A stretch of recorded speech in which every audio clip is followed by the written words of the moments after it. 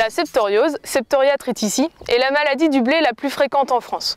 Son impact sur le rendement va de 15 à 25 quintaux suivant la région et la pluviométrie de l'année. Comment reconnaître cette maladie et surtout quand décider de traiter, c'est ce que nous allons voir dans cette vidéo. Les symptômes caractéristiques de cette maladie foliaire sont des taches marron présentes sur les feuilles avec des points noirs caractéristiques à l'intérieur.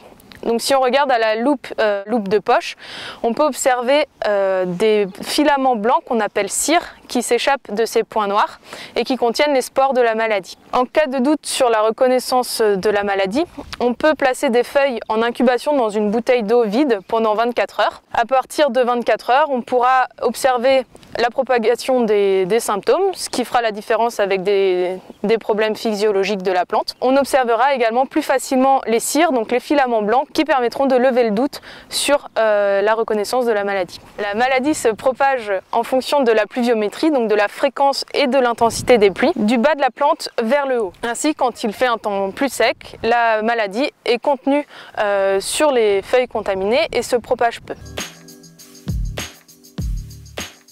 Raisonner son traitement contre la septoriose permettra de traiter ni trop tôt ni trop tard. L'objectif est de protéger les 3 dernières feuilles définitives de la plante. Le début des observations pour les traitements septoriose se fait à partir du stade de nœud. Le stade de nœud se reconnaît car l'épi est entre 6 et 12 cm dans la tige de la plante. On prélève alors 20 plantes sur la parcelle.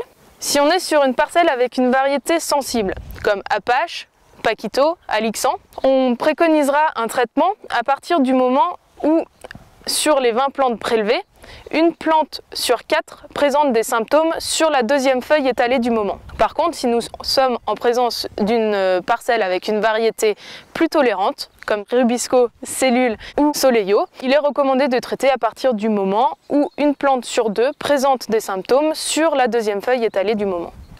Au stade 3 nœuds, la dernière feuille définitive de la plante est pointante.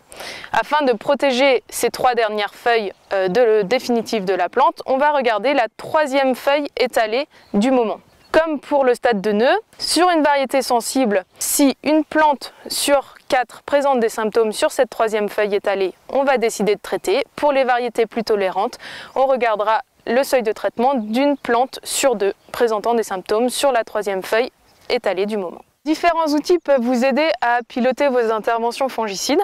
Il y a notamment le baromètre maladie sur le site d'Arvalis qui permet en temps réel d'évaluer la pression de différentes maladies sur vos parcelles. Pour conclure, il est important de bien prendre en compte le stade de la plante, la sensibilité variétale et l'état de contamination du feuillage pour intervenir quand il faut et surtout s'il le faut sur votre parcelle.